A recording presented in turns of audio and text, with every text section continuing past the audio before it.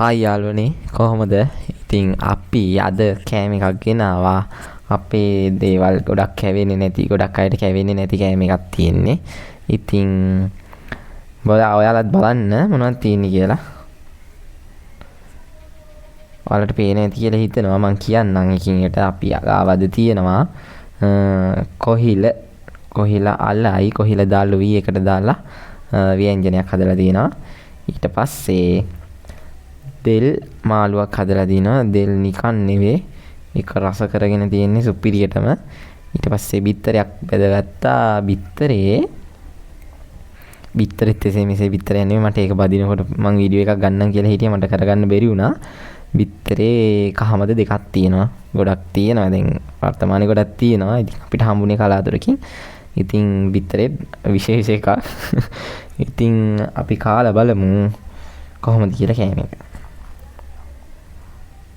මං ඉස්සරම එකින් එක පොඩ්ඩක් කාලා බලන්න ඕනේ. මේ අද මන් නෙවෙයි හැදුවේ, වෙන කෙනෙක් හැදුවේ.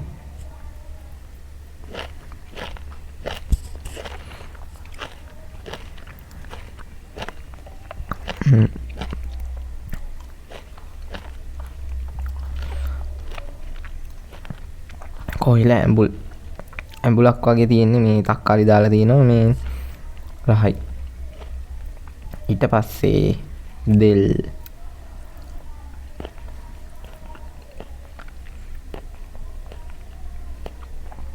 අම්මෝ දෙල් එක නම් පට්ටම රහයි.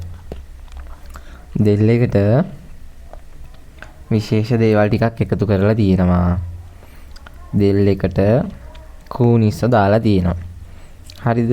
ඊට පස්සේ දෙල් කිව්වහම ගොඩක් උෂ්ණ කෑමක් විදිහටනේ අපි කන්නේ. උෂ්ණ කෑම කියලානේ පිළිගන්නේ. අපි ඒ උෂ්ණේ නැති වෙන්න නිමිති දාලා තියෙනවා. ඊට පස්සේ උයල ඉවරුනාට පස්සේ දෙහි චුට්ටක් අපි මිරික ගත්තාම මේ උෂ්ණෙ මෙකිනවයි කියලා ඉස්සරින්දම්ම කට්ටිය කියනවා. අපි ඒක කරලා තියෙන්නේ. ඊට පස්සේ පොල් කිරි, හොඳ උකු පොල් කිරි ටිකක් දාපුවාම මේ පොල් කිරි වල තියෙන සීතල ගුණයටත් අරකේ තියෙන උෂ්ණ ගතිය මෙකිනවයි කියලා කියනවා. එතකොට දැන් අපි දාලා තියෙන නිමිතිනේ. ඒ වගේ තව දාන්න පුළුවන් මුරුංග කොළ. උෂ්ණ මෙකිලා යනවයි කියලා තමයි කියන්නේ. දැන් අපි ඉතින් බත් එක කමු. අද නම් මම බත් එක ඔක්කොම කන්න තමයි බලාගෙන ආවේ. හැමදාම පොඩ කාලා මම පණිනවනේ. පැනලා කනවා හොඳට.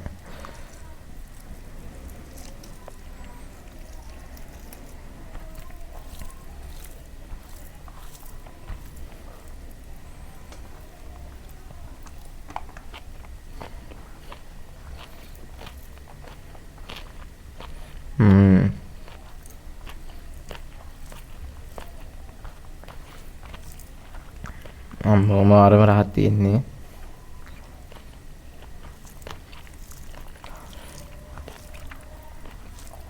මේක මේ බත් එක රස වෙන්න තව හේතුවක් තියෙනවා. අපි කන්නේ ගොඩක් අය දැන් කඩවල් වල හාල්නේ, කඩේ තියෙන හාල්නේ, පිට රටින් ගෙන්නන හාල්. මේක අපේම කුඹුරේ හැදිච්ච කීරි සම්බා වලින් ගත්තු හාල්. කීරි සම්බා ගොයමින් ගත්තු හාල්. ඒක මාරම රහක්. මාර විදිහටම ගැලපෙනවා.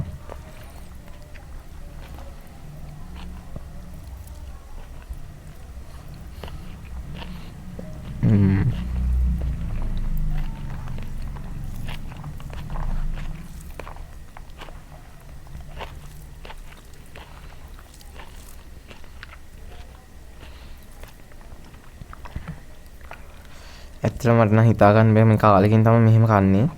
දෙල් ලොකු ගෙඩියක් හම්බුනේ. දෙල් ගෙඩියෙන් භාගයක් තම්බලා නිතුරු භාගය තමයි උයලා තියෙන්නේ. තම්බලා ආපු එකෙත් ඇත්තටම මට වීඩියෝ එකක් ගේන්න තිබ්බා. ඒකත් අපි කෝනිස්සෝ දාලා ලුණු මිරිසක් හදලා එහෙම තමයි කෑවේ. ඒක වීඩියෝ කරන්න තරම් කාලයක් තිබ්බේ නෑ. ඒ තරම් ඉක්මනට කැවුනා. මේක මේ උයලා තියෙන දැන් ඒකටත් අපි කෝනිස්සෝ ටිකක් දාලා තියෙන්නේ. මේ එතකොට වෙනස්ම රහක් තියෙන්නේ.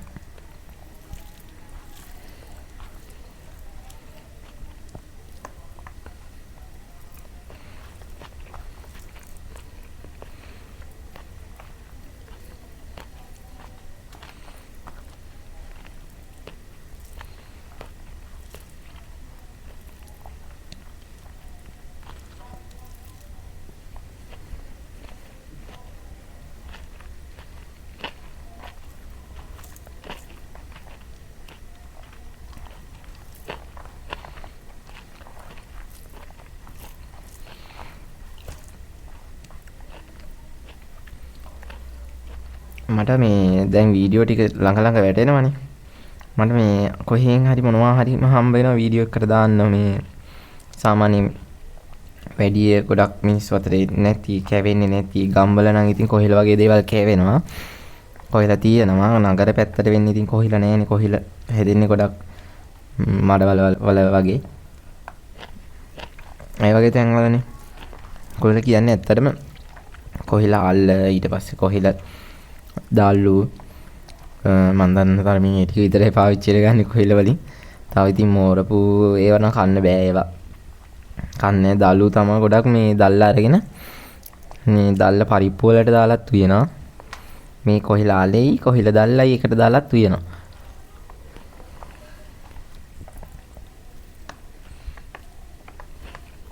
මේ වගේ එක බිත්තරයක් තියෙනවා කියන්නේ දවසටම ඇති.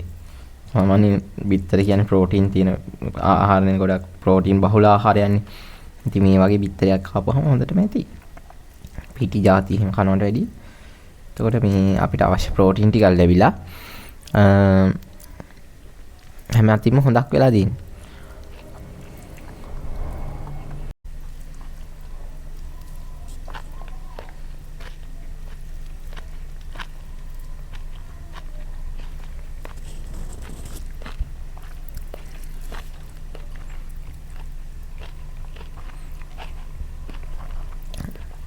මගේ කෑම එකේ අන්තිම හරිය යන්නේ මම මේ පොඩ්ඩක් ස්කිප් කරේ කියන්නේ වීඩියෝ එක ස්කිප් කරලා තියෙන්නේ මම කෑම එක ස්කිප් කරේ නෑ මේක ඔක්කොම කාලා දැන් අන්තිමට කියන්නේ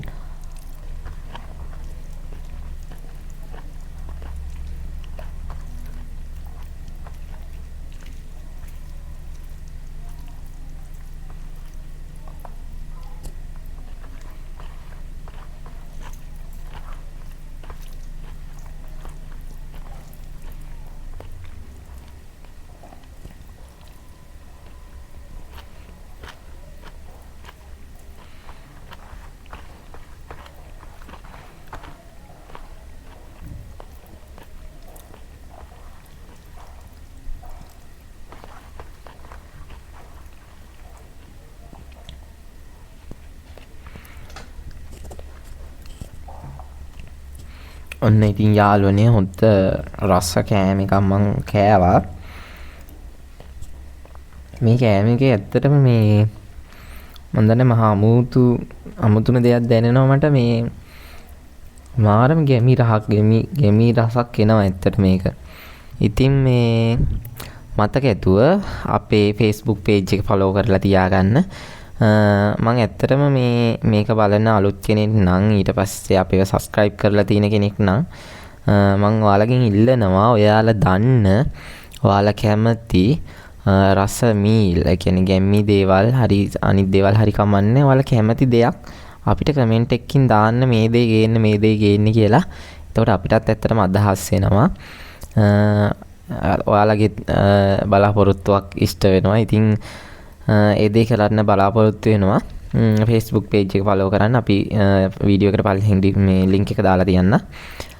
අපේ channel එක තාමත් subscribe කරලා නැත්නම් ඒකත් දැම්ම කරන්න.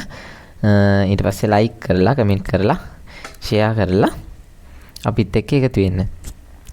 ගිහින් එන්න.